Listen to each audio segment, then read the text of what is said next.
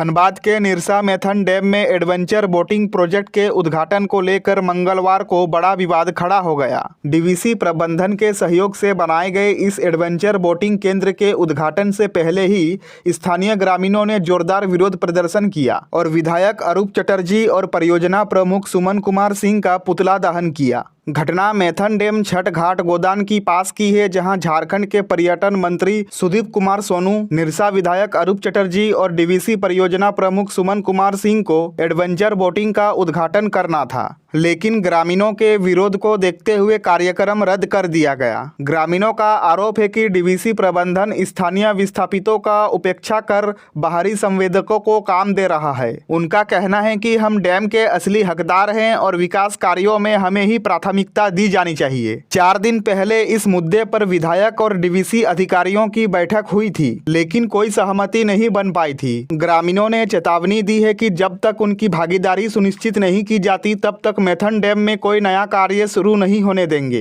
वहीं विधायक अरूप चटर्जी ने कहा कि एडवेंचर बोटिंग से स्थानीय युवाओं को रोजगार के अवसर मिलेंगे और निरसा का विकास होगा। उन्होंने ग्रामीणों से सहयोग की अपील की है। उधर ग्रामीणों का कहना है कि अगर उनकी मांगों को अनदेखा किया गया तो आंदोलन और बड़ा रूप लेगा। फिलहाल मैथन डैम परिसर में पुलिस बल तैनात कर दी गई है और स्थिति नियंत्रण में है। ऑल वैली जो है झारखंड, हमारा जो झारखंड में जो विस्थापित जो एक समिति है, विस्थापित एवं स्थानीय समन्वय समिति का मैं जनरल सेक्रेटरी हूँ। और ये जो आज का विरोध का महत्व हमारे जो इनके पहले जो छोटा भाई जो बोले आदिवासी भाई, मूलतः तो उसके लिए हमारा लड़ाई है। आज विस्थापन और ये जो विस्थापन का साथ साथ झारखंड में जो जुड़े हुए हैं आदिवासी का जो संस्कृति, उनका जो जमीन से जो उसको बेदखल किया गया। आप जानते हैं, आप लोग बहुत आदमी नहीं जानते, इस जमीन में जो डैम जहां बना, यहाँ नीमडागा बोल के एक बस्ती था, धोबकल बोल के एक बस्ती था, जिसको उठा के ले गया, जिसको लेके गया आपको नीमडागा में। आपको आज भी मैंने शर्म की बात है कि 70 साल का बाद भी वो लोग को मालिकाना हक नहीं मिला उस जमीन का। वो लोग आज विस्थापित माने जो हुआ उसको रिसेटल किया, लेकिन उसका कोई ज़मीन का मालिकाना हक नहीं है। और यहाँ का विधायक एक तो मांग किया है लिखित रूप से चेयरमैन के पास कि हमको 10 एकड़ ज़मीन दिया जाए, हम जो है इसका जो एम्प्लॉइज लोग जो है उसके लिए हम घर बनाएंगे। अरे मेरा आदिवासी भाई का एक संस्कृति अलग होता है, इसका जंगल से जुड़ा हुआ सब कुछ संस्कृति है। ये लोग का ऐसा नहीं है कि हम जैसे हम उत्पल चक्रवर्ती है, हमारा संस्कृति एकदम अलग है। हम घर के अंदर हम अपना उत्सव मनाते हैं, लेकिन ये लोग जो भी है, ये लोग प्राकृतिक का साथ ये लोग जुड़े हुए हैं। इसलिए प्राकृतिक चीज़ को अगर ये लोग ख़त्म करने चाहेगा, इसको कतई बर्दाश्त नहीं किया जाएगा।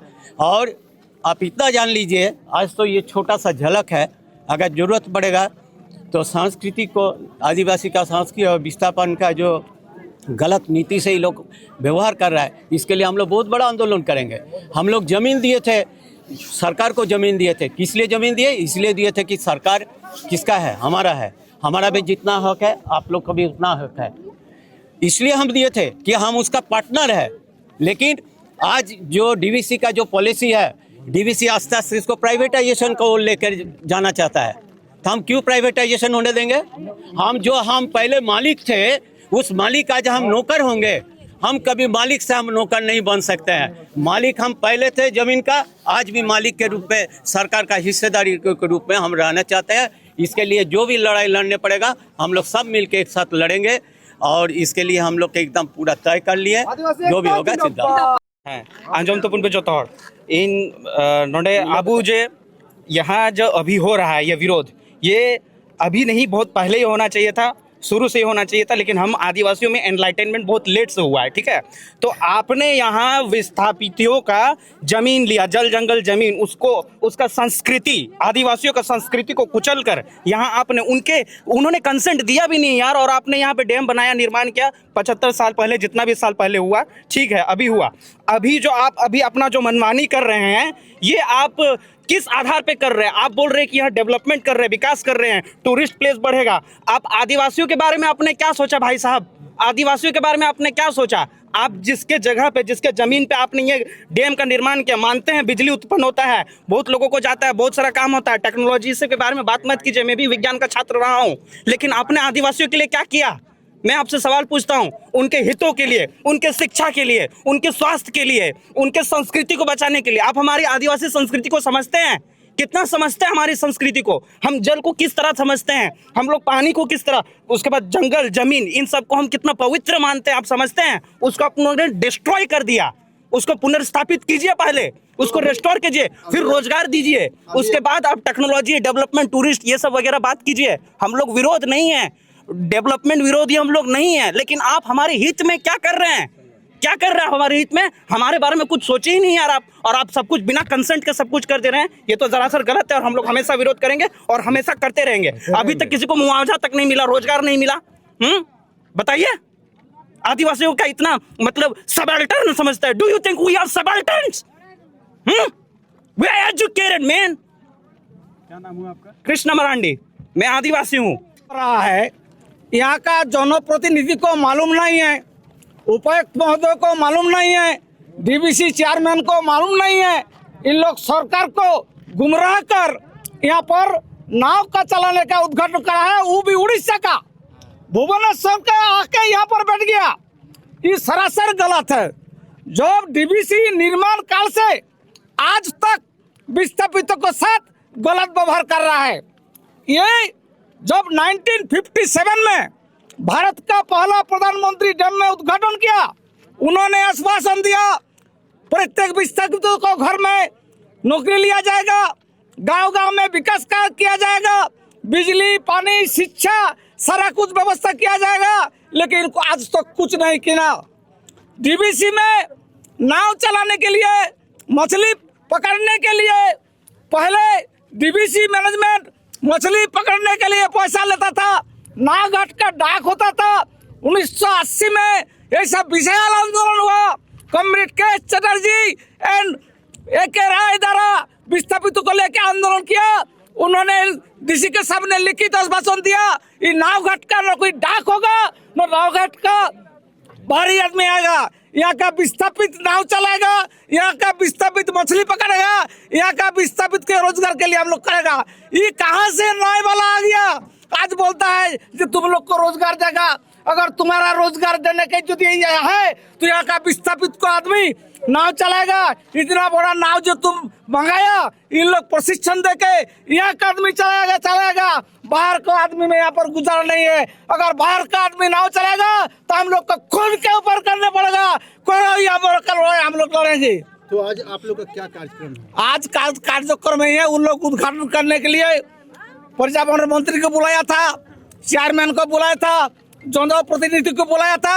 हम लोग दिखाने के लिए आए है तुम्हारा बंदूक और हमारा लाश दोनों होगा तब उद्घाटन करेगा। इसीलिए हम लोग विरोध करने के लिए आज उद्घाटन होने नहीं देगा। तो आप लोग मानते हैं कि आपका डर से या आपका आंदोलन के भय से जो पर्यटन मंत्री हैं या चेयरमैन आने से इनकार करके? ये कैसे बोलेगा? ये तो नहीं बोलेगा हमारा भय से। उन लोग के पास बंदूक है, उसके पास गोली है, हम लोग को गोली मार के उन लोग करे। भय काय के लिए बोलेगा? हम लोग मरने के लिए पर आ गए। तो भी पुतला आप लोग देख रहे हैं लगाया हुआ डीवीसी चेयरमैन और स्थानीय विधायक रूप चटर्जी। जब इन लोग को मालूम नहीं है कि यहाँ पर नाव चलाने के बाहरी आदमी नहीं आएगा, यहाँ का कोई टेंडर नहीं होगा, तो कौन रूल से ही टेंडर किया है? कहाँ का अकेले इंटरप्राइज उड़ीसा से आ गया? टेंडर करने के पहले अगर जनप्रतिनिधि अच्छा होता तो सबको बुलाता। तो ऐसा करने जा रहा हूँ, ऐसा कुछ नहीं बोला, अपना मन से सब कुछ करेगा। ये रंगदारी नहीं चलेगा। एक बात और है, अगर यहाँ पर्यटन चलेगा तो नहीं चलेगा, नौकरी का स्रोत बढ़ेगा। कौन नौकरी का स्रोत बढ़ेगा? इस जो डैम में पानी जो देख रहा है ना, ये स्रोत गायब था। आज गांव का आदमी को नौकरी नहीं मिला, ये कहाँ से नौकरी देगा? पर्यटन यदि करेगा ये बहुत अच्छा बात है। हमारा विस्थापितों को द्वारा किया जाएगा।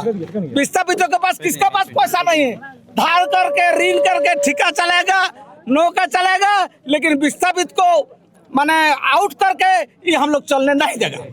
विधायक जी के द्वारा ही टेंडर हुआ है, वो नहीं तो हम लोग नहीं देता। ये टेंडर हुआ, वो आके यहाँ पर सबको समझाया कि आप लोग विरोध करो, हम लोग रोजगार दिया।